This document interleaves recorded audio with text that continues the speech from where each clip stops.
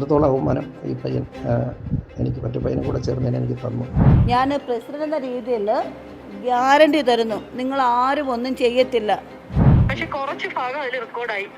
നീക്ക് എല്ലാം പറഞ്ഞു കൊടുത്തോടി, നീക്ക് എന്തിനാ ഇവിടെ വന്നേ, മരിച്ചത് എന്റെ മോവനാന്നൊക്കെ പറഞ്ഞിട്ട് അങ്ങനെയുള്ള അറിയാമെന്ന് എന്നാ നീക്ക പറയുന്നതിന് മരിച്ച ഒരാൾ മോളിൽ കൊണ്ട് നീ നാലെണ്ണം കൂടെ വാട്സാപ്പ് ഇതിങ്ങനെ ഓടിച്ചിട്ട് തല്ലുവാണ്.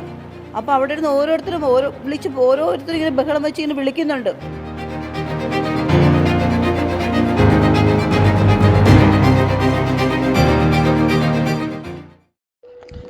ഉദയടേ, നിനക്കറിയാലോ കഴിഞ്ഞ കുറച്ച് ദിവസമായിട്ട് ഞാൻ വല്ലാത്തൊരു മൂഡിലാണ്. കുറച്ച് ദിവസമല്ല, കുറച്ച് നാളായി. നീ ഇപ്പോഴറിഞ്ഞ് ഇവിടെ സ്ഥിരം വന്ന് തന്നെ ഒരുപാട് അഡ്വൈസൊക്കെ ചെയ്തു. എന്താണ് കാര്യമൊന്നും ഞാൻ നിൻ്റെ അടുത്ത് പറഞ്ഞിട്ടില്ല. മറ്റൊന്നല്ല, ഞാൻ LLBക്ക് പഠിച്ചതൊക്കെ നമ്മളെ കൊച്ചു പിള്ളേരെ ഇവിടെയൊക്കെ ആയിരുന്നു ഇവിടെ. അതുകൊണ്ട് കമ്പനിയൊക്കെ പിള്ളേരെ സെറ്റൊക്കെ ആയിരുന്നു. മേച്ചേരിയിലെ പയ്യനാണ് പഠിത്തത്തിനോട് കൂടെ ഇരുന്നത്. ഞാൻ എൻ്റെ മോനെ പോലെ കരുതിയിരുന്നത്. അവൻ എന്താവശ്യം ഉണ്ടെങ്കിലും അവൻ പറയാതെ തന്നെ എല്ലാ കാര്യങ്ങളൊക്കെ ഞാൻ സാധിച്ചു കൊടുത്തിരുന്നു. അവന് മാത്രമല്ല, അവൻ്റെ കൂട്ടുകാർക്കും ആവശ്യങ്ങൾക്ക് വേണ്ടി അവൻ കൊണ്ടുവരും. അങ്ങനെയൊക്കെയാണ് എൻ്റെ ഒരു രീതി. നിനക്കറിയാമല്ലോ, ഞാനിപ്പോൾ ജയിപ്പിക്കായിരുന്നാലും എത്ര ലക്ഷമായിരുന്നാലും ഞാൻ അവർക്ക് സ്പെൻഡ് ചെയ്യും. നാളെ ഞാൻ പറഞ്ഞില്ല, ഒരു പയ്യൻ വന്ന് വീട് ജപ്തി ചെയ്യുമെന്ന് പറഞ്ഞു, 1.5 ലക്ഷം കൊടുത്തു. അത് അവന് തിരിച്ച് കിട്ടില്ല, എനിക്കറിയാം. അങ്ങനെയൊക്കെയുള്ള എന്നെക്കൊണ്ട് പറ്റുന്ന കാര്യങ്ങൾ ഞാൻ ഒരുപാട് പേർക്ക് സഹായങ്ങൾ അങ്ങനെ ചെയ്തിട്ടുണ്ട്. എനിക്കെന്തോ പൈസയോടൊന്നും എനിക്ക് ഭയങ്കര ഇതൊരിക്കലും തോന്നിയിട്ടില്ല. ഞാൻ ഈ മെസ്സേജ് നിനക്ക് അയക്കാം. ഒരുപക്ഷെ അവർ ഡിലീറ്റ് ചെയ്യണമെങ്കിൽ അത് വീണ്ടും നീ ഒന്ന് ഇങ്ങനെയുള്ള മെസ്സേജ് അവർ ഡിലീറ്റ് ഒന്ന് പോസ്റ്റ് ചെയ്യണം. കാരണം ആൾക്കാരത് കാണാൻ യവന്മാർ. എൻ്റെ ഒരു ആഗ്രഹമാണ് നിനക്കത് നീ ഒന്ന് നോക്കണം. എനിക്ക് വേണ്ടി നീ ഒന്ന് നോക്കണം. അതുകൊണ്ട് ഞാൻ പോവേണ്ട, എനിക്കിനി വയ്യ, എനിക്കിനി ഈ ലോകത്തെ വയ്യ. അങ്ങനെ പോകുമ്പോൾ ഇത്രത്തോളം അവമാനം ഈ പയ്യൻ എനിക്ക് മറ്റു പയ്യനും കൂടെ ചേർന്നതിന് എനിക്ക് തന്നു. അത് വയ്യ. ചെറിയ കാര്യമാണെങ്കിൽ എനിക്കത് വലിയ കാര്യമായിട്ട് തോന്നുന്നു. ബാലിശമായിരിക്കാം, പക്ഷേ വയ്യ. ശരിയടാ. നമസ്കാരം. ആറ്റിങ്ങൽ ബാർ അസോസിയേഷനിലെ അഡ്വക്കേറ്റായിരുന്ന അനിൽ, അദ്ദേഹം ദുരൂഹ സാഹചര്യത്തിൽ ആത്മഹത്യ ചെയ്തിട്ട് കുറച്ച് കാലമായി. ആ മരണത്തിൻ്റെ പിറകിൽ ഒരുപാട് പ്രശ്നങ്ങളൊക്കെ ഉണ്ടായിരുന്നു. അദ്ദേഹത്തിൻ്റെ കൂടെ വർക്ക് ചെയ്ത 2 അഡ്വക്കേറ്റുമാർ അദ്ദേഹത്തിൻ്റെ വീട്ടിൽ പോയി അസഭ്യ വർഷം നടത്തി എന്നൊക്കെയായിരുന്നു പരാതി.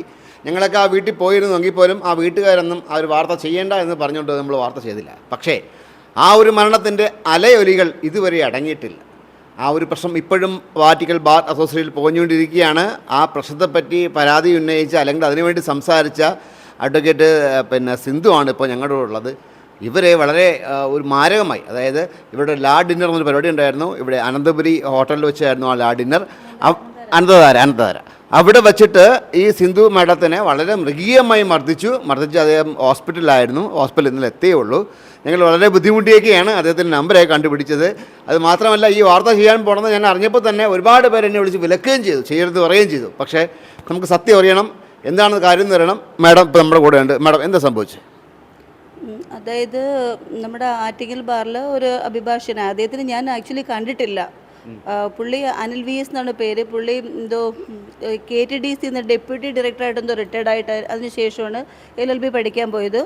അദ്ദേഹം ഒരു ബാർ അസോസിയേഷൻ ഗ്രൂപ്പിൽ ഒരു ആത്മഹത്യാക്കുറിപ്പ് ഇട്ടിരുന്നു, ഞാൻ ഇങ്ങനെ മരിക്കാൻ പോകുന്നു എന്ന് വെച്ചിട്ട്. അതുമായി ബന്ധപ്പെട്ട് മരണത്തിന് ശേഷം നമ്മുടെ ഓൾ ഇന്ത്യ ലോയേഴ്സ് യൂണിയൻ ഒരു പ്രമേയം പാസ്സാക്കി അദ്ദേഹത്തിൻ്റെ മരണം സമഗ്രമായി അന്വേഷിക്കണമെന്നുള്ള രീതിക്ക്. അതിനെ തുടർന്ന് ഞാൻ ഉൾപ്പെടെയുള്ള ഒരുപാട് അഭിഭാഷകർ ഈ മരണം അന്വേഷിക്കണമെന്നും പറഞ്ഞ് നമ്മുടെ വാട്സപ്പ് ഗ്രൂപ്പിൽ മെസ്സേജ് ഇട്ടിരുന്നു. തുടർന്ന് നമ്മൾ അദ്ദേഹത്തിൻ്റെ മരണവുമായി ബന്ധപ്പെട്ട് ഞാൻ advocate Sulekha, advocate Lali, advocate Priya, ഞങ്ങൾ 4 പേര്, ഞങ്ങൾ ഫ്രണ്ട്സാണ്. ഞങ്ങൾ 4 പേരുടെയായിട്ട് അദ്ദേഹത്തിൻ്റെ വീട്ടിൽ പോയിരുന്നു. വീട്ടിൽ പോയ സമയത്ത് അദ്ദേഹത്തിൻ്റെ ഭാര്യയായിട്ട് ഞങ്ങൾ ഒരുപാട് സംസാരിച്ചു. ആക്ച്വലി ഞങ്ങൾ മരണം അന്വേഷിക്കാനൊന്നും പോയവരായിരുന്നില്ല. ഞങ്ങൾ ഒരു കൂടെയുള്ളൊരു അഭിഭാഷകൻ മരിച്ചു, അല്ലെങ്കിൽ ഞങ്ങളുടെ ബാലൊരു അഭിഭാഷകൻ മരിച്ചു. അദ്ദേഹത്തിൻ്റെ ഭാര്യയുമായി ഞങ്ങൾ ദുഃഖം പങ്കിടാനായിട്ട് പോയിന്ന് മാത്രമേ ഉള്ളൂ. അവിടെ വെച്ച് അദ്ദേഹത്തിൻ്റെ ഓഫീസിലുണ്ടായിരുന്ന ഷൈൻ ദിനേശ് എന്ന് പറഞ്ഞ അഡ്വക്കേറ്റ് ഞങ്ങളടുത്ത് ഒരുപാട് അപമര്യാദയായി പെരുമാറുകയും നീയൊക്കെ വാട്സപ്പിൽ എന്തോടി ഉണ്ടാക്കിയെന്നും പറഞ്ഞ് ചോദിച്ചുകൊണ്ട് ഈ സുലേഖ വക്കീലിൻ്റെ കയ്യിൽ കടന്നു പിടിക്കുകയും സുലേഖ വക്കീലിൻ്റെ കയ്യിൽ നിന്ന് ഫോൺ പിടിച്ചു വാങ്ങി. അങ്ങനെ ഒരുപാട് ആ വിഷയവുമായി ബന്ധപ്പെട്ട് ഞങ്ങൾ അന്നേരം തന്നെ ഞങ്ങൾ വെഞ്ഞാറമൂട് പോലീസിൽ പരാതി കൊടുത്തു. വെഞ്ഞാറമൂട് പോലീസ് ഷൈൻ വക്കീലിനെതിരെ 354 അനുസരിച്ചിട്ട് കേസെടുത്തു. തുടർന്ന് ഞങ്ങൾ ബാർ അസോസിയേഷൻ ഭാരവാഹികളെ ഞങ്ങൾ അറിയിച്ചു, ഞങ്ങൾക്കിങ്ങനെ 4 വനിതാ അഭിഭാഷകർക്കുണ്ടായ അപമാനം ഞങ്ങൾ ബാർ അസോസിയേഷനെ അറിയിച്ചു. തുടർന്ന് ഷൈൻ ദിനേശ് വക്കീൽ ഞങ്ങൾക്കെതിരെ ഒരു പരാതി തന്നു. അതായത് ബാർ അസോസിയേഷൻ്റെ ഗ്രൂപ്പിനകത്ത് ഞങ്ങൾ അദ്ദേഹത്തിൻ്റെ ഓഫീസിനെ ഇൻസൾട്ട് ചെയ്യുന്ന രീതിയിലുള്ള മെസ്സേജ് ഇട്ടു എന്ന് വെച്ചു. അതുമായി സംബന്ധിച്ച് നമ്മൾ ഏകദേശം ധാരണയിലെത്തി. ഞങ്ങളും ഈ ഷൈൻ വക്കീലും കൂടെ തമ്മിൽ. വക്കീൽ സത്യം തുറന്നു പറയാൻ ഞങ്ങളത് ക്ഷമിക്കാൻ തയ്യാറാണെന്ന് പോലും ഞങ്ങൾ 4 പേരും പറഞ്ഞു വക്കീലിൻ്റെ അടുത്ത്. ബാർ അസോസിയേഷൻ ഭാരവാഹികളുടെ മുന്നിൽ വെച്ച് പറഞ്ഞു. വക്കീൽ ഞങ്ങൾ അവിടെ വെച്ച് ഇൻസൾട്ട് ചെയ്തു. ആ ഇൻസൾട്ട് ചെയ്ത വക്കീൽ ചെയ്ത തെറ്റാണ് എന്ന് വക്കീൽ ഞങ്ങളോട് തുറന്ന് പറയുകയാണെന്നുണ്ടെങ്കിൽ ഞങ്ങൾ വക്കീലിനെതിരെ കൊടുത്ത കേസ് ഈവൻ പിൻവലിക്കാമെന്ന് പോലും ഞങ്ങൾ അവിടെ വെച്ച് സമ്മതിച്ചാണ് ഞങ്ങൾ പിരിയുന്നത്. അതിനുശേഷം ഇവരൊരു ഈ ഷൈൻ ദിനേശ് വക്കീലിൻ്റെ ജൂനിയർ തന്നെ അവർക്ക് വേണ്ടപ്പെട്ട കുറച്ച് അഭിഭാഷകരുടെ അടുത്ത് പോയി ഒപ്പ് ശേഖരിക്കുകയും സ്പെഷ്യൽ GB വിളിച്ചു കൂട്ടി. സ്പെഷ്യൽ GB-യിൽ ഞങ്ങൾക്കറിയത്തില്ല ആക്ച്വലി ഈ നിമിഷം ഈ ഷൈൻ ദിനേശ് വക്കീലായിട്ടോ അല്ലെങ്കിൽ ഈ ബാറിലെ ഒരു അഭിഭാഷകരായിട്ട് ഞങ്ങൾക്ക് ഒരു പിണക്കവും ഇല്ല. ആ സ്പെഷ്യൽ GB-യിൽ ഈ ഞങ്ങൾ ഓരോരുത്തരും ഞങ്ങൾ ബാർ അസോസിയേഷൻ ഗ്രൂപ്പിൽ എന്ത് മെസ്സേജാണ് ഇട്ടത്, അതിനകത്ത് ആരെയാണ് ഇൻസൾട്ട് ചെയ്തത് എന്ന് ചോദിച്ചുകൊണ്ട് ഞങ്ങൾ പറയുന്ന അവസരത്തിൽ അഡ്വക്കേറ്റ് ലാലി സംസാരിച്ചുകൊണ്ടിരിക്കുക ഈ സുധീർ വക്കീൽ വളരെ മോശമായിട്ട് നിന്നെയൊക്കെ ഇനിയും തല്ലുമടി എന്നുള്ള രീതിയിൽ അവിടെ വെച്ച് ലാലിയെ ബാർ അസോസിയേഷന് സീനിയേഴ്സ് ഉൾപ്പെടെയുള്ള ജനറൽ ബോഡിയിൽ നമ്മുടെ ഭാരവാഹി കമ്മിറ്റികൾ എല്ലാവരും ഇരിക്കവേ തന്നെ തല്ലാൻ ഒരുങ്ങുമ്പം ഞങ്ങൾ എന്ത് ചെയ്യുന്നു വെച്ചാൽ ആ സ്പെഷ്യൽ ജീവികൾ ഞങ്ങൾ ഇറങ്ങിപ്പോയി. ഞങ്ങൾ ബഹിഷ്കരിച്ചു. ഞങ്ങൾക്ക് പിന്നെ ഇവിടെ സംസാരിക്കാൻ താല്പര്യമില്ല എന്ന് പറഞ്ഞ് ഞങ്ങൾ അവിടെ നിന്ന് ഇറങ്ങുകയാണ് ചെയ്തത്. അതിനുശേഷമാണ് നമ്മുടെ എല്ലാ വർഷം തോറും നടത്താനുള്ള ലോ ഡിന്നർ എന്ന പ്രോഗ്രാം വരുന്നത്. ഈ ലോ ഡിന്നർ വെച്ചാൽ കഴിഞ്ഞ ലോ ഡിന്നറിൻ്റെയൊക്കെ ഞാനൊക്കെ ശരിക്കും പറഞ്ഞു കഴിഞ്ഞാൽ ഞങ്ങൾ സുഹൃത്തുക്കളോടൊപ്പം ഡാൻസ് വരെ കളിച്ചു. എല്ലാ ലോ ഡിന്നറിനും എൻ്റെ കുഞ്ഞുങ്ങളെ കൊണ്ടുവരാറുണ്ട്. ഞങ്ങൾ ഭയങ്കര എൻജോയ് ചെയ്യുന്നത്. ഈ അഭിഭാഷകർ ഒരു വർഷത്തിൽ അവരെ കോടതി അടയ്ക്കുന്ന വെക്കേഷൻ സമയത്ത് നമ്മൾ നല്ലൊരു എൻജോയ്മെൻ്റാണത്. 21 വർഷമായി ഞാൻ അഭിഭാഷകയായിട്ട്. എൻ്റെ 21ാമത്തെ ലോ ഡിന്നറിന് ഈ ബാറ്റിക്കൽ ബാർ അസോസിയേഷൻ ഭാരവാഹികൾ നമ്മളിന്ന് കോൺട്രിബ്യൂട്ട് ചെയ്യണം നമ്മൾ ഓരോരുത്തരും. അപ്പം ഈ ബാർ അസോസിയേഷൻ പ്രസിഡൻറ്റ് ബെൻസി വക്കീൽ, സെക്രട്ടറി ദിലീപ്, അതുപോലെ തന്നെ ട്രഷറർ ഷിബു. അപ്പം ഇവരെല്ലാവരുടെ ഓഫീസിൽ വന്ന് നമ്മുടെ കോൺട്രിബ്യൂഷൻ കൊടുക്കാൻ സമയത്ത് ഞാൻ ബെൻസി വക്കീലിൻ്റെ അടുത്ത് പറഞ്ഞു, ബെൻസി വക്കീലെ ഈ നിങ്ങളുടെ കമ്മിറ്റി മുമ്പിലാണ് ഇത്രമാത്രം ഞങ്ങൾ ഇൻസൾട്ട് സഹിക്കേണ്ടി വന്നത്. അപ്പം ഞങ്ങൾ ഈ ബാർ അസോസിയേഷൻ്റെ ഈ പ്രോഗ്രാം വരുന്നില്ല എന്ന് ബെൻസി വക്കീൽ എനിക്ക് ഉറപ്പ് നൽകുകയായിരുന്നു.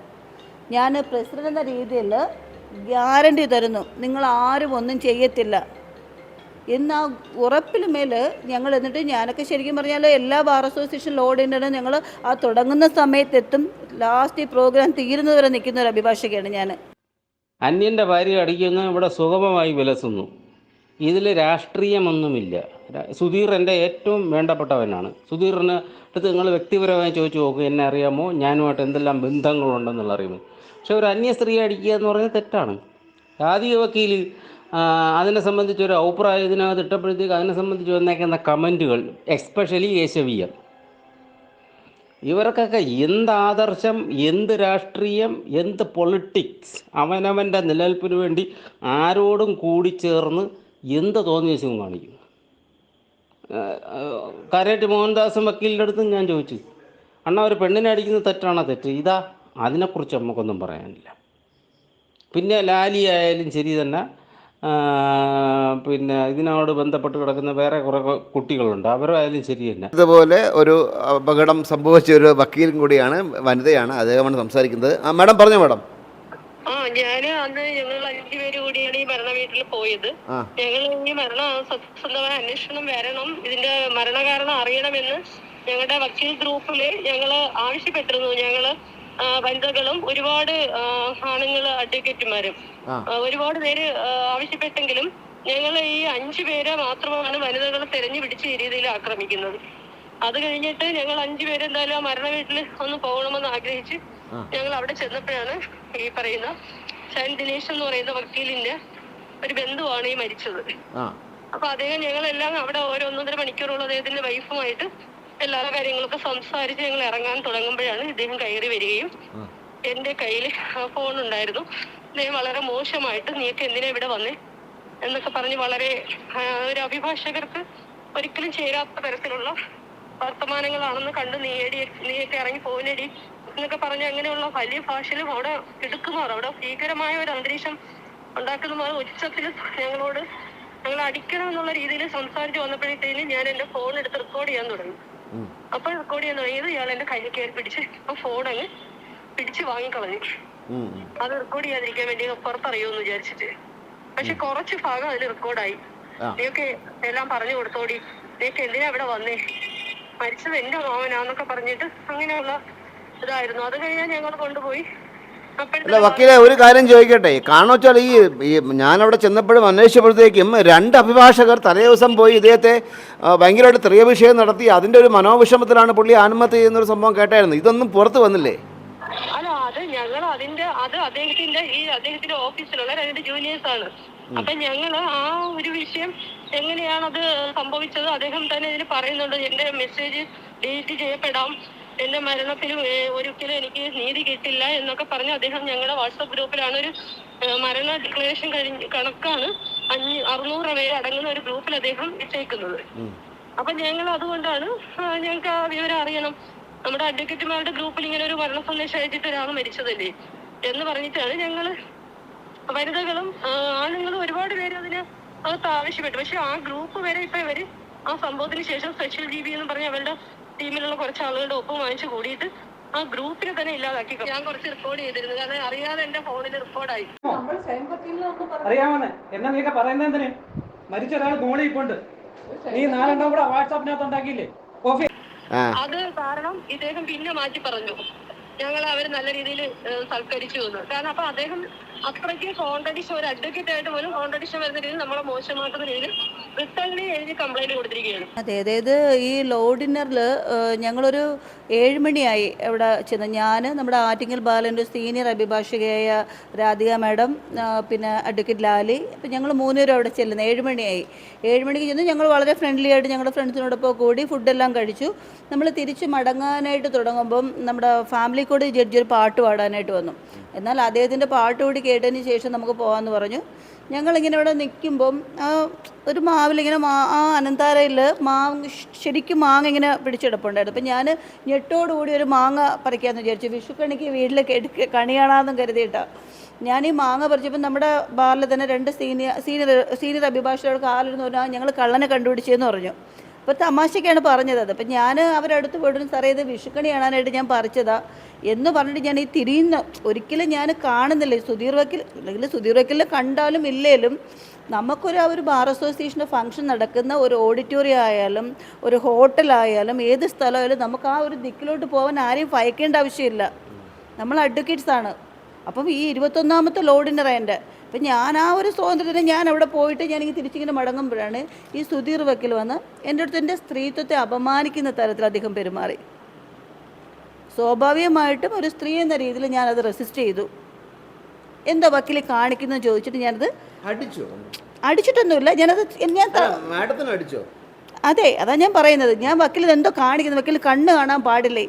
ഇദ്ദേഹം അദ്ദേഹത്തിൻ്റെ ശരീരം കൊണ്ട് എൻ്റെ ദേഹത്ത് വൃത്തിയുടെ രീതിയിൽ അയാൾ പെരുമാറി. ആ സമയത്ത് ഞാനിങ്ങനെ റെസിസ്റ്റ് ചെയ്ത സമയത്താണ് പിന്നെ പുള്ളിക്കാരനൊരു ബോധമുണ്ടോ ബോധമില്ല എനിക്കറിയാം. എന്തായാലും മദ്യലഹരിയിലായിരുന്നു. എന്നെ ഒരുപാട് ഉപദ്രവിച്ചു. തന്നെ ഒരുപാട് എൻ്റെ തലക്കടിക്കുകയും ഞാൻ ഓരോ അടിയും കൊണ്ട് ഞാൻ ഓരോ പേടിയും ഫ്രണ്ടിലോട്ട് വരുന്ന സമയത്ത് ഇതിങ്ങനെ ഓടിച്ചിട്ട് തല്ലുവാണ്. അപ്പോൾ അവിടെ ഇരുന്ന് ഓരോരുത്തരും ഓരോരുത്തരും ഇങ്ങനെ ബഹളം വെച്ച് ഇങ്ങനെ വിളിക്കുന്നുണ്ട്. വിളിച്ച് സത്യത്തിൽ മറ്റുള്ള അഭിഭാഷക ഇടപെടലുകൊണ്ട് മാത്രമാണ് ഞാൻ ജീവനോടെ ഇരിക്കുന്നത്. നിങ്ങളുടെ ഈ മറുനാടൻ മലയാളിക്ക് ഇത് പറയാൻ ഞാൻ ഉണ്ടാകുന്നത്. എന്തോ വക്കീലിനെ കൊല്ലണമെന്നുള്ള ലക്ഷ്യമുണ്ടായിരുന്നെന്ന് പോലും ഞാൻ സംശയിച്ചു പോയി. ഇദ്ദേഹം ഈ ഉപദ്രവിച്ചു. ഞാൻ വളരെ എന്താ പറയുക, കുറേ സമയം എൻ്റെ തലയ്ക്കൊരു പെരുപ്പായിരുന്നു. തലയ്ക്ക് വേദനയാണോ എനിക്ക് അറിയാൻ പറ്റുന്നില്ല. എന്നെ രാധിക മാഡം, ലാലി, അഡ്വക്കേറ്റ്സ് എല്ലാം ചെന്നാണ് വലിയ ഹോസ്പിറ്റലിൽ കൊണ്ടുവരുന്നപ്പം ഈ എന്നെ ഉപദ്രവിച്ച സുധീർ വക്കീൽ അവിടെ കിടക്കുവാണ്. അദ്ദേഹം പോയി കിടക്കുവാണ്. അപ്പോൾ എന്നെ OP ടിക്കറ്റ് എടുക്കാനായിട്ട് ഞങ്ങൾ OP ടിക്കറ്റ് എടുത്തിട്ട് ഡോക്ടർ കാഷ്വാലിറ്റിയിൽ വരുന്ന സമയത്ത് എന്നെ കൊണ്ടുവരുന്ന സമയത്ത് പോലും പുള്ളിക്കാരൻ വളരെ വൃത്തിയോട്, അതായത് ഒരു വനിതാ അഭിഭാഷകയുടെ എന്നല്ല, ഒരു സാധാരണ ഒരു സ്ത്രീ, ഒരു വീട്ടമ്മയായ ഒരു സ്ത്രീയോട് പോലും ഇത്തരത്തിലൊരു പുരുഷന് പെരുമാറരുത്. സത്യത്തിൽ സ്ത്രീകൾ നമ്മളടുത്താണ് വരുന്നത്, അവർക്ക് പ്രൊട്ടക്ഷൻ ഓർഡർ വാങ്ങിക്കൊടുക്കാനും ഇല്ല ഇല്ലേ. അങ്ങനെയുള്ള ഞങ്ങൾക്ക് ഇത്രയും ഒരു എന്താ പറയുക സത്യത്തിൽ ഞാൻ ഇതുവരെ ആ ഒരു മെൻ്റൽ ട്രോമയിൽ നിന്ന് ഞാൻ റിക്കവർ ആയിട്ടില്ല. ഇല്ല, അങ്ങനെ ഒരു പാർട്ടി എന്നെ കമ്പൽ ചെയ്തിട്ടില്ല. കാര്യം കമ്പൽ ചെയ്യാൻ ഒരു പാർട്ടിക്കും പറ്റത്തില്ല. കാര്യം എന്ന് വെച്ചാൽ ഒരുപാട് അഭിഭാഷകർ കണ്ടൊരു ഇൻസിഡൻ്റാണ്. ഈവൻ അത് പോലീസ് CCTV ഫുട്ടേജ് എടുത്തിട്ടുണ്ട്. ഈ സുധീർ വക്കീൽ എന്നെ തല്ലുന്നത്. അദ്ദേഹം ഈ സംഭവത്തിന് ശേഷം ഒരുപാട് പേരെടുത്ത് പോയി പറഞ്ഞു, എനിക്ക് പശ്ചാത്താപമുണ്ട്, തെറ്റുപറ്റിപ്പോയി, ഏത് രീതിയിലൂടെയും ഒന്ന് മാപ്പ് പറയാം. പക്ഷേ സുധീർ വക്കീൽ മാപ്പ് പറയേണ്ട ഒരു സാഹചര്യം കഴിഞ്ഞു. ഞാൻ FIR എടുത്തു മാത്രമല്ല, ഞാനൊന്ന് ഒരു സുധീർ വക്കീൽ എന്നെ സംബന്ധിച്ചിടത്തോളം എന്താ പറയുക, അന്യപുരുഷനാണ് ഇല്ലേ? ഒരു അന്യപുരുഷൻ ഒരു സ്ത്രീയുടെ ശരീരത്തിൽ സ്പർശിക്കുന്നതോ അവളുടെ അനുവാദമില്ലാതെ സ്പർശിക്കുന്നതോ അല്ലാന്നുണ്ടെങ്കിൽ അതിക്രമിക്കുകയോ ചെയ്യുമ്പം എനിക്കൊരു കുടുംബമുണ്ട്, എനിക്ക് എൻ്റെ ഭർത്താവുണ്ട്, എൻ്റെ സഹോദരനുണ്ട്, എൻ്റെ ഫാമിലി പറയുന്നത് പോലെ എനിക്ക് കേൾക്കണം.